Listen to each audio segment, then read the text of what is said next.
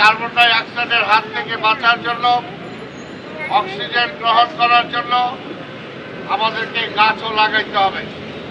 আমাদের মাননীয় প্রধানমন্ত্রী জনাব তারেক রহমান, আপনারা দেখেছেন যে তিনি দায়িত্ব নেওয়ার পর থেকেই গ্রিন ঢাকা গ্রিন ঢাকা এই স্লোগানে তিনি আমাদের উদ্বুদ্ধ করেছেন। তাই আমরা জনগণকে আহ্বান জানাবো, আপনার ঘর যেমনি আপনি পরিষ্কার রাখেন, আপনার আঙিনা যেমনি আপনি পরিষ্কার রাখেন, ঠিক একইভাবে আপনার সামনের রাস্তাও আপনি পরিষ্কার রাখবেন।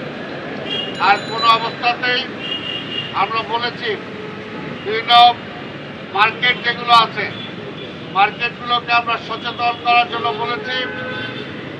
মার্কেটগুলো থেকেই মূলত দেখা যায় আবর্জনাগুলো রাস্তার মাঝখানে তারা ফেলে যায়।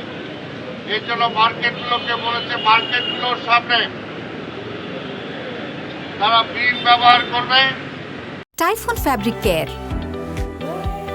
ফ্যাব্রিক কেয়ারের সুপার পাওয়ার।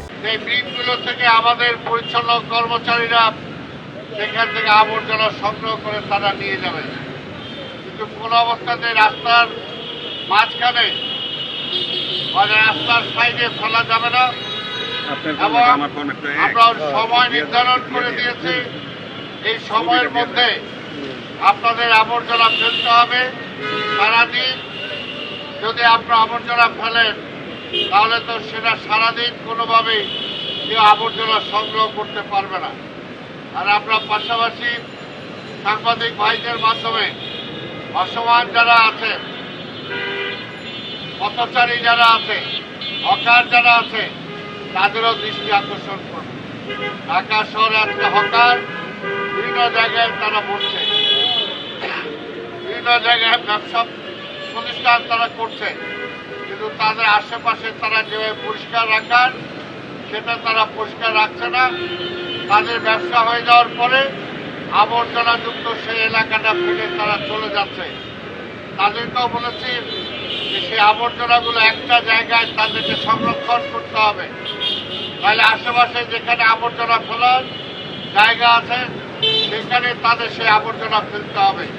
সেখান থেকে আমাদের আবর্জনা, আমাদের পরিচ্ছন্ন যে কর্মী আছে তারা সেখান থেকে সেটা সংগ্রহ করবে। আজকে আপনাদের সাংবাদিক ভাইদের মাধ্যমে আমি আরেকটি ঘোষণা দিতে চাই, যেটা ইতিমধ্যে আমি দিয়েছি কিছুটা, পরিষ্কারভাবে আবার আজকে বলতে চাই। বাসা বাড়ি থেকে আমাদের যে সমস্ত যাদেরকে কন্ট্রাক্ট দেওয়া হয়েছে, যারা টেন্ডার দিয়েছেন, এখন পর্যন্ত বিভিন্ন জায়গায় কমপ্লেন আসছে, অনেক জায়গা থেকে তারা নিয়মিত আবর্জনা পরিষ্কার করছেন না। বিভিন্ন বাড়ি থেকে নিয়মিত যেভাবে আবর্জনা নিয়ে যাওয়ার কথা সেইভাবে নিচ্ছেন না, বা কোথাও কোথাও কমপ্লেন আছে যে তারা বেশি টাকা দাবি করছেন।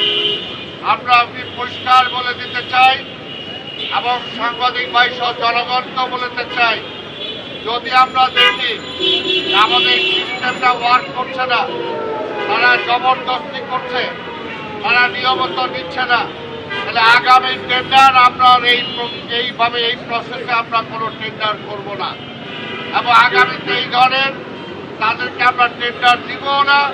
প্রয়োজনে আমরা নতুন ভিন্ন কোনো মাত্রায় আমরা আবর্জনা সংগ্রহ করার জন্য আমরা চেষ্টা করব। কাজে এখনো সময় আছে, তারা যদি সংশোধিত হয়, জনগণ যদি আমাদেরকে বলে যে তাদের সার্ভিসে জনগণ সন্তুষ্ট, তাহলে আমরা সেটা বজায় রাখবো, আর তা না হলে এটা আপনাকে বাতিল করে দিতে বাধ্য হব।